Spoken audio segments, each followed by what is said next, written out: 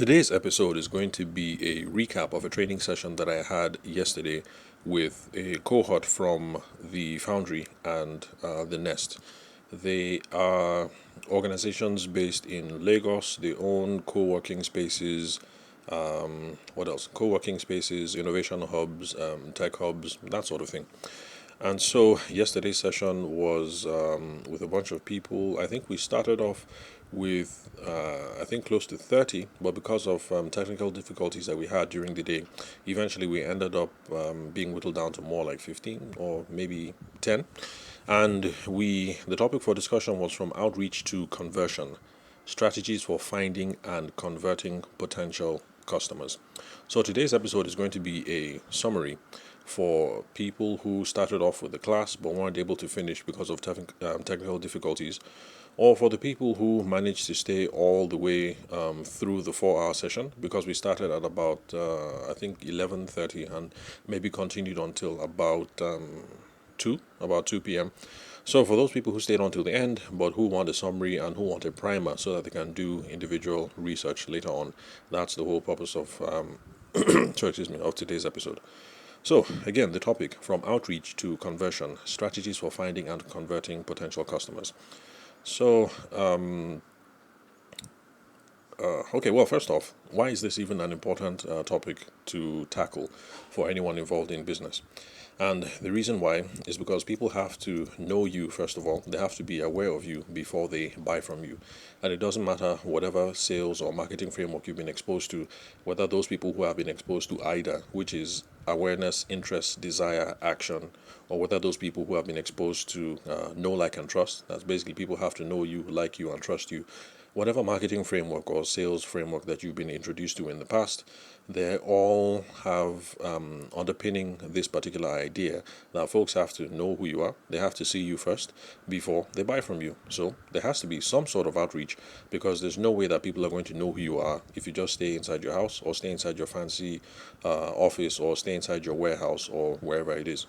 So outreach comes first. People need to know you and be aware of you before conversion, before they take the next step, buy from you, and begin that relationship with you. So, we also went into defining what the terms mean, and outreach is just looking for people to have conversations with who might be interested in your product or your service. That's a simple definition. There's another more technical definition, but for now, let's keep to these simple definitions so that when we're out and lost in the field and we're trying to recalibrate and we're trying to think, we're trying to remember what Taveshima told us so that we know what the next step is, we just have simple sentences that we can remember and rely on. So, outreach, looking for people who might be interested in our product or our service. And that can be anything done in real life or done online. For instance, one of the businesses that we looked at yesterday was run by Adeola Daramola. Her business is Crown of Honor Creations, and they're into event planning and venue decorations. The challenge that she had coming into the session was trying to land the right clients and how to scale up the business. The Instagram page, in case you're curious and you want to have a look or maybe support another entrepreneur out there, is Crown of Honor Creations. That's the Instagram handle. But the Crown of Honor, all that is spelled as one word, beginning with a capital K, not a C. So Crown of Honor. Of course, the honor spelling is the British spelling. That's O-U-R, not the American spelling, not O-R. So Crown of Honor Creations. So where were we? Okay, yeah, so outreach. So for her, outreach has been primarily social media, one-on-one marketing, as she called it, and referrals. So that's a pretty good example of the kinds of things that we concern ourselves with at the outreach stage. Social media, Instagram, Facebook, Twitter, how can we get the word out there? One-on-one marketing, meeting people in church, which is something that she does, because for her, the driving, how do I say? Okay, the sorts of people that she was looking at as customers for the business were potential brides, parents that have babies, of course, because they're going to celebrate birthdays and milestones. And then what else? Okay, yes, kids also with milestones as well. So she was doing lots of networking at church events and things of that nature. So that's a good example about how coming to the market outreach, we can do things online and we can do things face to face. But bottom line, whatever it is, you're putting up a blog post, you're talking to somebody in church, you're talking to somebody in the office, or you're talking to a random stranger at this in the street, or you're handing out flyers. at the mall. All that is outreach. So next thing, conversion. Just so we understand the title, outreach to conversion. Now, conversion means sorting through people's intent, because you have to try and figure out who is interested, who is curious, who has a definite want or need, who is ready to take action now, who is going to be ready next year. We need to know where people are at, because before we get them to convert per se, that is, we get them to take the next action and do business with us, we need to know where their intent is at. So conversion is not just getting people to take the next step, but we also have to sort through their motives. Because if someone is interested and has a definite want or need and is ready to take action today, then there's a possibility of converting. You might end up doing business with that person. But then, if it looks like the person is interested, but there's no want or need now, they might decide next year or in 2 years' time. It depends. They want to wait and see how the elections go, or they want to wait and see how swearing in goes in. You might not have, excuse me, a chance of converting any. Might have a chance of converting any. Of making any conversions there, and that was one of the issues that we kind of fleshed out when we're talking to the second case person who we use as a case study. That was Edebiri Peculiar, and her business name is Pex World Agro Foods, and so it's a food processing company. They produce maize flour, guinea corn, pap powders, those sorts of things. Her challenge was making sales and visibility so that they can educate customers before they make a purchase. So those were some of the conversations that I had with her when we had the one-on-one session. Okay, well, not really a one-on-one, because we both took the stage at the time, and other people got to listen in on our conversations. And the point I was trying to make at the time was that if you have to educate your customers, then the chances are they are not the right person to be spending time with. Because instead of educating customers, what you should be doing actually is qualifying customers. Remember, conversion is about sorting through people's intent, and that is basically what qualification is. We're trying to figure out people's intent if they have a need. So if you're having to educate people, then they might not be the best person to use your product or your service, because actually it should be a no-brainer. And the example that we used then was for the sales of her pap, her powdered pap. The difficulty that she has with trying to sell that product, because she has to educate young moms about how it's fine to use powdered pap. There are no additives. It's good for the baby. It's easy to produce. Blah blah blah, stuff like that. Eventually, we had to use one particular example about the last person that she had to educate, and we asked some more questions, and that's where I tried to show members of the class about why all these things are important. Asking qualifying questions and asking discovery questions. Those are questions that try to figure out, is this person actually interested? And also to try and figure out, does this person have a problem that is worth solving? Because there's some people who have problems, but the problem is just not worth solving. Or maybe indeed they don't have any problem. So the last person that she had to educate was a mother who had babies, one baby, under 4 months. The woman is not a housewife, she goes to work, but then the baby is kept at home with the woman's younger sister. And of course, the mom is trying to introduce pap to her baby's diet, because in this part of the world, that is what we parents do. We had the same sorts of challenges when my own kids were about that age as well. For those of you who are listening from other parts of the world, pap is a what will I call it? It's like a gruel. You take different kinds of grains, you blend it together into a powder, and that is used to make a paste that children can eat, especially early in the days when they're coming off milk, when they're being weaned, and then they don't have teeth and they can't chew. So it's a good halfway point before they start eating all the solid stuff later on. So from asking her these questions, I was able to show that even though technically speaking, a mother who is trying to wean a 4-year-old seems like the target market for this kind of product, in this case, there was no need. So I used this lady's experience and contrasted it with my own experience, because for my wife and I, we didn't have anybody with us at home. We would keep the children in creches or with family members, and so for us, transporting the pap, storing the pap, and making sure that the pap was created in the sanitary condition was a big deal. So for us, that's the reason why I preferred the powder, because the powder fits in a nice little container. You put it in the bag, then you boil hot water, you put it in the flask, you put it in the bag. Anybody can make that without messing things up. It doesn't matter how hands-on the person is with kids, how much experience the person has. Anybody can do it, even somebody who is a complete novice. They can just put powder in a bowl, pour hot water, stir, and then it's ready. But for wet pap, on the other hand, you have to make sure that your hands are clean. There has to be power so that the pap has been stored correctly. All those sorts of things. And I think the one that is made with liquid pap, you need to make it with boiling hot water, as in water that you've just taken off of the stove right now. So these are some of the problems. So if you're a mother of children, you're giving them pap, your sister is at home, and of course it's your sister. You trust that your sister is going to be sanitary. Your sister has access to the fridge. Your sister has access to the hot water. That's no big deal. But then I, on the other hand, my wife and I, both working. My wife works. I have a business. So there were times that I'd have to take the kids along, go and drop the kid off somewhere. These things are huge concerns. We don't need hot piping water. We need things to be sanitary. We need to be able to carry the powder. And so I was able to explain to her how, in this case, it looks like this is the right target audience for her product, the powder, but actually it's not, because this woman does not have a problem worth solving. She has a sister with a child at home with sanitary conditions, access to hot water. There's no problem here. So I was able to convince Edebiri Peculiar that rather than spending time with people like this, she should be looking for other couples. She should be looking for couples like my wife and I, where both the people work. They don't have a house help or a younger sister at home, and that is someone that has a problem worth solving, because those sorts of parents, they wake up in the morning and of course they're thinking, where am I going to drop off the baby? If I drop off the baby there, can the food be made in sanitary conditions? Because I don't want to come back, pick up my baby and hear that the baby has dysentery or typhoid or all those sorts of things. So these are the sorts of things that we go through when we're talking about conversion, sorting through people's intent. We need to know if they're interested and if they have a problem worth solving. So remember that. Then let's see what else. Okay, so the strategy for handling outreach to conversion, that is what we call sales. That was the second part of the title.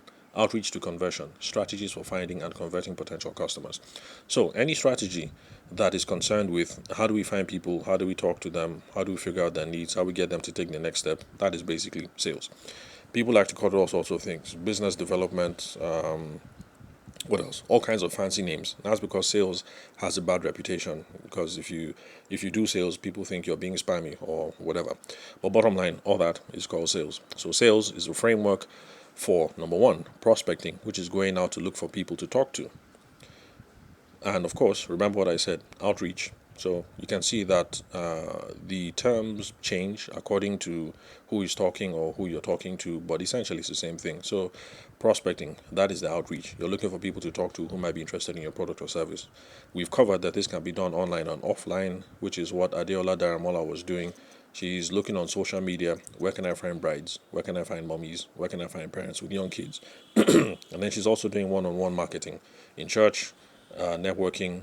Where can I find people who are about to be married, people who are engaged? Where can I find people who have babies? Where can I find children who are approaching milestones? And then referrals as well.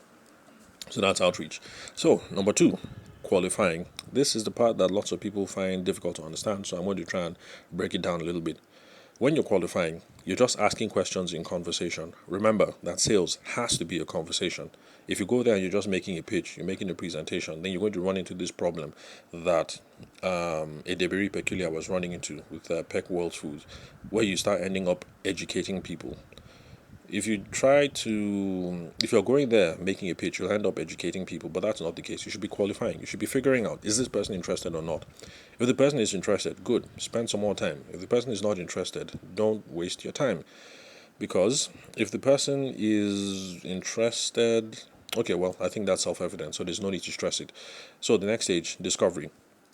We now have to try and figure out, do they have a problem worth solving? So remember, back to this example with Edebiri. The mom has a problem. I'm trying to wean my babies. I need pap. Okay, very good. But then she's not interested in the powdery thing because she thinks if it's powder, it's not fresh. It has preservatives. It has all kinds of ingredients, blah, blah, blah.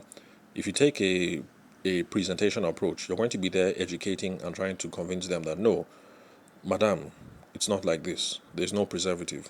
This is our NAFDAC number. Our factory is sanitary. We source our wheat from here. We do this, we do this, we do this, we do that. That's not going to help. Instead, have a conversation and try and figure out, whether they have a problem worth whether they have a problem worth solving. So anyway, both of these stages are interrelated: qualifying and discovery. You're just having conversation with people. Do they have are they interested? Do they have a problem? Do they have a problem that is worth solving? If they're interested, they have a problem, but they don't think the problem is worth solving, then don't waste your time. Go on and look for someone else. Then close. That is the stage that a lot of us know, which is getting them to take action. Now, when it comes to the close, there are two things that I failed to mention during the session. That closing has two meanings. The first meaning, which everybody knows, is collect your money, collect the deposit, collect your down payment, collect your rent, collect your whatever, depending on the business. That's the meaning that everybody knows.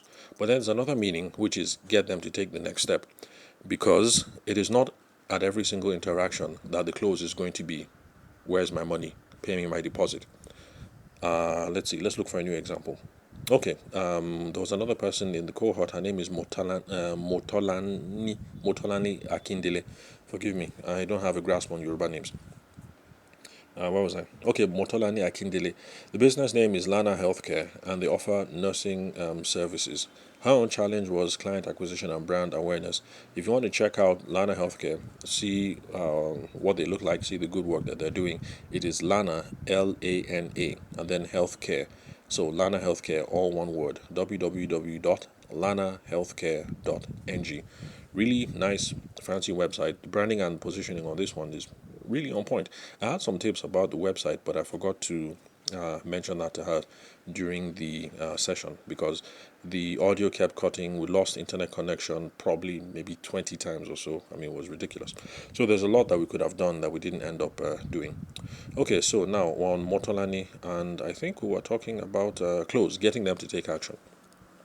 Now, I was trying to show how there are two different kinds of closes. Number one, collect your money, collect your deposit. Number two, get the person to take a next step. If Motolani is able to fix a meeting with someone, a meeting because they want to, let's see, she's trying to see if the people can purchase these services for their elderly parents. Let's say she has parents who have diabetes. The person has parents who have diabetes and they need nursing care at home. The first meeting that you have with the people, it's going to be inappropriate for you to end that meeting by saying, give me a deposit, give me your check, give me your money. What's your? Let me have your ATM card. That's going to be highly inappropriate because this is a complex service. The first thing, what you should be trying to do in this sort of thing is actually to try and figure out who are these people, who are their parents, what are their parents' needs. Does it look like you guys are going to be a fit to work together? Those are the sort of things you'll be trying to figure out during the first meeting. Then maybe the second meeting is going to be that one where you sit down with a proposal and you show them different plans, and then after that you now say, okay, the next step is give me your ATM card, write me a check, give me my money. So that's the difference between the two kinds of closing. The first stage, once you're done with the meeting, the first close is to try and see, is it worth having a meeting, a future meeting to look at plans, and then that's going to be the first close. Okay, if you like everything that we've seen so far and you kind of you understand the concept and you want to discuss in more detail, then can we have a meeting next week Tuesday? I will show up at your office Tuesday 9 a.m. Is that fine? They say yes. That's good. You have made a close, even though in this case that close wasn't you collecting the money, collecting the check, collecting the ATM card, or whatever. So that all these minor closes are going to lead ultimately to the final close, which is give me my money, pay a deposit, sign the contract, whatever it is. So a close, part of the process, getting them to take action, and then the two final parts of a sales framework are customer success or customer service, and then recurring income, whereas we try to get people to bring us repeat business and referrals. So let me just go over that again. I noticed that I went through it rather quick, but remember, this is supposed to be a summary. So the sales framework is concerned with number one, prospecting, looking for people to talk to. Number two, qualifying. Now that we found someone to talk to, let's figure out, are they interested? Number three, discovery. Now that we know that they're interested and we know some personal details about them, can we figure out if they have a problem that is worth solving? Because if they don't think the problem is worth solving, you best to move on and talk to someone else. Then close. As we're having all these interactions, we're trying to move the relationship forward. We have to be able to get them to decide on a couple of things, to decide to take the next meeting, to decide to look at the proposal. What else? All these smaller things that lead up to the big close, which is they decide to pay and transfer money to your bank account. Now, the two final steps: customer success. We have to figure out, are they happy? In Motolana's case, are people happy with the care that their elderly parents are receiving? Uh, yeah, are they happy? And if they're happy, it is then that we can move to the next stage, which is recurring income. Can we get them to refer us to other people? If they're happy about the way we've treated their parents, can they refer us to other people in the office, friends, family members, associates? Or if they bought the plan for, let's say, mommy and daddy, if they're that happy and maybe they have an uncle or an aunt who doesn't have any, what's the word? Is it dependence? I can't remember. Let's say they have an uncle and aunt who don't have any surviving children. Maybe they can buy extended cover for that other family member. So, where was I? Oh, yeah, so that's it, recurring income. So, that is the sales framework, and that's how everything ties together. There was also one other person. We had 4 case studies. That's also one of the reasons why things took long. That's apart from the technical difficulties. And the final person was Vera Adeshagun. The business name is Oremi Crafts, and they're an accessories brand. They do urban lifestyle items, what else? Timeless pieces, bags, and accessories. They use locally sourced materials, and that's the main thing about them. They use adire, they use batik, ashoke, ankara, etc., etc., etc. So for those of you who are listening from other parts of the world, adire is a local fabric. I don't know the difference between adire and batik, because left to me, they both look the same, because they look the same. But my wife tells me, my mom tells me, and other people tell me that there's a difference. They don't know why I'm so blind that I can't see the difference. But to me, adire and batik, they look the same. So if you're a foreigner, just know that it's a local fabric. Let's see what else. Okay, Ashoke is also a local fabric, much heavier. Ankara, foreigners might be familiar with, because I think we get most of our Ankara from Sweden. Some of it is produced locally, and then stuff is also produced, or rather imported, from Sweden, or is it Denmark? So, those of you in those parts of the world, you should. I'm sure you guys know that fabric. You're like, oh, okay, that's that fabric that Africans like, that we like to export. So, okay, her challenge was getting visibility and getting more customers. If you'd like to support her hustle or like to see the wonderful things that she's doing, the social media handle, the Instagram handle is Oremi Craft. That is OREMI and then craft, spelled with a C, CRAFT. I know lots of people online who spell craft with a K. So it's Oremi Craft, and that's the social media handle. You can get to see all the good stuff that she does. Now, the reason why I'm remembering her in particular was because we had a wonderful session around customer success and recurring income. She does a lot of her business from referrals. And when we had the conversation around customer success, I was really happy because she has a mentor in her life, a business mentor.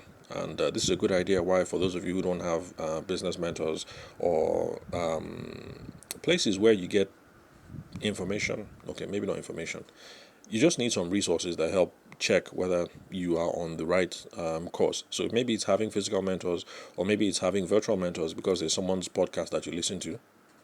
In other words, someone like me, Tavishima, I can be your virtual mentor. Just listen to the podcast, and it'll help you know whether you're on the right track or not. So her mentor, business mentor, physical business mentor, told her, look, I've been having a look at your social media, and I think you're missing the plot. Why don't you get in touch with customers, see what they like, and see what they need. That will help you smoothen out your social media and make things much more coherent. So, bless Vera Adeshagun's heart. She took that advice to heart. Now, she did what most people do, which is they try to figure out, how can we do this thing online, how can we email, how can we do this, and then something happened. She figured out, Kai, this is just too much work. Maybe I should just pick up the phone and call these people and have a conversation, because all this other technical stuff is too difficult. And I was really, really happy when she said that. My heart started to dance with joy, because if you've been listening to this podcast for a very long time, it's something that I have been stressing over and over again. You guys should pick up the phone. People are too scared and resort to email and WhatsApp and all kinds of things. Pick up the phone. That's where you're going to be able to get the best feedback. You're having a conversation. You'll be able to tell from the person's tone if the person is happy, angry, disinterested, sad, you're going to pick up on all the subtleties. But then if you just send an Excel sheet or whatever, and the person takes A, B, C, or takes happy, not happy, dissatisfied, you don't get to the truth. And that's something that she experienced. Now, she went even further than advise people, because I tell people that, you know what, let's just take the people you've done business with in the last year. But she did something even better. Excuse me. She called people that she has been in touch with, that she's done business with over the last 5 years. And she said she spent a lot of money doing that. She did so after the election weekend, I think. Was it the election weekend? No, the holiday weekend. So basically, she had 3 4 days to call up all these people that she's done business with over the last 5 years. And she said she had a beautiful time. People were happy to hear from her. There were some people who would have loved to do business with her but had lost her phone number, lost her contact details. So she rekindled some relationships, and people were really effusive. They really spoke and gave deep insights. I like this. I don't like that. This was wonderful. We had these problems with delivery. And then they also had questions like, okay, I really like this, but it's been a while. I haven't gotten a new pair. This one is dirty. Is this something that can be cleaned? How do we clean these pieces? Things like that. And so she even came out of that with with lots of content ideas for making videos for her Instagram about how to deal with these sorts of things. And that was absolutely brilliant. And that's the reason why I tell you people, and I've been saying so. I think now we have over 614 episodes. So I've been saying so for the last 600 episodes. You guys should pick up the phone. It's the best thing you can do for your business, especially now that the business is small. Eventually, you're going to get to a stage. So Vera, Motolani, Edebiri, and Adeola, eventually you're going to get to the stage where you have thousands of customers. So let's take Edebiri, the food processing person. You're going to get to the point where your pap is going to be served in stores all over the nation. At that time, you can't pick up the phone to figure out if there's a problem. Now that you still have customers in the singles, in the tens, in the dozens, or maybe in the hundreds, you can pick up the phone. You can figure out what the problem is with your delivery, with your customer service, with your product. You can find out and fix it now. It's going to be a lot harder to have a finger on the pulse over what's working and what's not working when you have thousands of customers. So now is the time to pick up the phone, especially in the early days. You don't believe me? Vera Adeshegun, social media handle, the Instagram, Oremi Craft, OREMICRAFT. I'm sure she would love to talk to you guys one on one if you reach out to her about her experience. And I would implore that the Foundry and the Nest, the people who organized this seminar, should give her some time so that she can talk about her experience, because it's something people need to see. It can be scary picking up the phone to talk to strangers, somebody that you've not spoken to in the last 5 years. But believe me, the results are well worth it. So that's why we got the most enlightenment, the best example when it came to customer success, and how that leads to recurring income. And I'm going to keep talking about her in other sessions, about the perfect example why you should do these things. I'll keep telling people to pick up the phone. I know people are going to refuse to pick up the phone. They'd rather just sit down there, send the Excel sheet, send the Google, what's it called? Google, it's this thing that you can do on Google where you get a satisfaction sheet on a rate of 1 to 5. How happy are you with my business? 1, I'm angry. 5, I'm extremely happy. People want to keep sending out those things. But anyway, you don't have to pick up the phone if you don't want to. I'm just saying, if you're brave enough, it's well worth it. So this is a summary of the sort of things that we spoke about during the session. There was one other person whose businesses were all over the place. He did online things. Okay, he did website design. They did branding. They did digital marketing. What else? They also did checking results for JAMB and WAEC. Those are exams that you have to write, kind of like your American SATs. You write them before you move to the next stage of education, well, before tertiary education, university, and all that. Checking results, and he wanted to know if there was any platform that would help him grow his business. So I had to give him the bad truth. A lot of people unfortunately have these sorts of questions. There's no one platform that is going to change your life and to turn things around. No one platform will do that for you. In his own case, there's no one platform because the kinds of businesses are too disparate. And the example that I gave him was this: on the web design side, I could be a possible customer. and Motolani, who has the healthcare business, who needs the website and emails, newsletters, and stuff like that, we could be possible candidates. But then the 16-year-old boy who has just left secondary school, okay, maybe 18, the 18-year-old boy or girl who has just left secondary school and want to check their JAM results and their work results could also be possible customers. And so I put it to them, what kind of marketing can you put out that is going to appeal to both me, Motolani, running a healthcare business, and the 18-year-old kid? There's no advertisement that you can do that is going to appeal to all of us. So you're going to have to start making lots of fractured advertisements, targeting them at different bases, and you're going to lose control. That's just it's a whole lot much. So it's a lot easier to start, pay attention again, prospecting. Who is interested in my product or service? If we have one product or service, we know where to go. We know who to target. We know who to look for. So if you narrow it down, things become a whole lot easier. If you get rid of the secondary school kids and you're only targeting the likes of me, business consultant, or Motolani, healthcare services, then it becomes a whole lot. It becomes a whole lot easier. You know where you're going to, which kind of associations you're supposed to be attending, what else, what kind of advertisements you need to place online, those sorts of things. So, for everybody else listening to this thing, there's no magic platform that is going to solve your problems. Instagram isn't going to solve your problems. LinkedIn isn't going to solve your problems. There's no magic platform. But if you have lots of disparate businesses, then the problem may be that you're trying to shoot all over the place. So, narrow it down. Let's have one target, and we'll be able to troubleshoot and get the business going. Okay, so 30 minutes now. Let me round up quickly. Some concerns that I had tried to address for other people. Adeola Daramola, the event planner, wants to scale up her business. My own opinion, scaling, not yet time, because, before you scale, you have to establish frameworks in your business. You need to have a sales framework locked down. You need to have customer service processes locked down. You need to have customer fulfillment locked down. You need to have SOPs, that's standard operating procedures and management processes. You need all of those locked down. You determine all of those first before you scale. If you don't fix all these frameworks first and you try scaling, you end up scaling rubbish. You're giving yourself a headache. So make sure you guys have a sales framework. Everybody knows this is the plan. This is how we approach people. This is how we talk to them. This is who we chase. This is how we set up the meeting. This is how we collect the money. Let's see what else. Manage SOPs, standard operating procedures and management. This is the CEO function. This is this person's function. That is that person's function. We need to know all these things before we scale. So that was my advice to her. And those things are beyond my own purview because my specialty is just sales, especially personal selling. So coming up with SOPs and management flow charts, that's not my thing. So you guys will have to talk to someone else if that's the stage you're at in your relationship.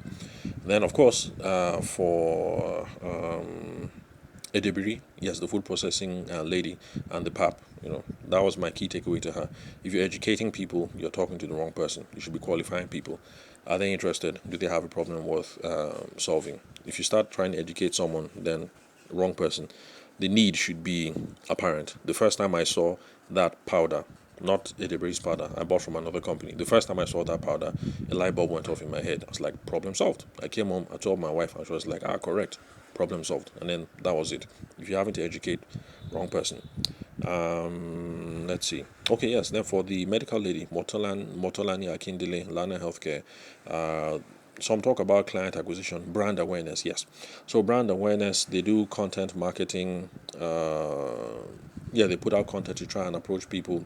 She was wondering whether it was worth the while, but then I asked her. I tried to make sure she had the right expectations, and that's where the problem was. They've been putting out content twice weekly on platforms, but they've been doing it less than a year, so I had to give her the right expectations. Content works, yes. Advertising works, yes, but it's a long-term play. They don't work short-term. You can advertise for 6 months and then see results. That's not how it works. And it's not results that really move the needle. And the example that I gave was in the noodle space in Nigeria. We have Indomie noodles that used to be the king back when I was in secondary school. But by the time I was leaving university, there were some new players, Honeywell and a couple of other people. And they had that Bam Bam Lala campaign, children singing, things like that. The campaign ran for a very long time, well over a year. And now Indomie is no longer the undisputed king. And that's because the other people came and they did their thing. They held it down. They didn't just advertise for 6 months and then stop. They advertised for years, and right now we have other players in the market.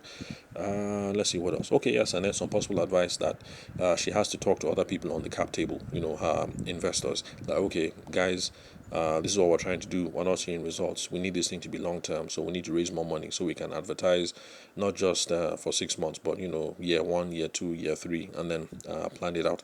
So many more things were discussed because remember, I said this was almost a 4 hour session, but I think this is enough as a summary just to give a flavor of the kinds of things that we spoke about. So for those of you who were at the session, live, hit me up if you have any more questions. I'll be happy to help. And if you haven't attended any training sessions that I have done, then these are the sorts of things that you can expect if you have me to come over to talk to your people, either online or in person. Although in this case, for now, I'm thinking I'd rather go back to face to face because the way the internet just cut out on me, that was really embarrassing. So anyway, these are the sorts of things that you have to look forward to if you want me to come in, talk to you and your team members, talk to your staff. These are the sorts of problems that I can help you solve. So yeah, that's it. So thank you very much for listening to today's show. Remember, most of you seem to be following the podcast from the web browser, but you can subscribe to whatever podcast player that you use: Apple iTunes, Google Podcast, Overcast, different things. So follow. That's a much more efficient way to follow the show. So thank you very much for your time and attention. I'm your host, Tavishima, and yes, the name rhymes with Hiroshima. I'll catch you guys at the next episode.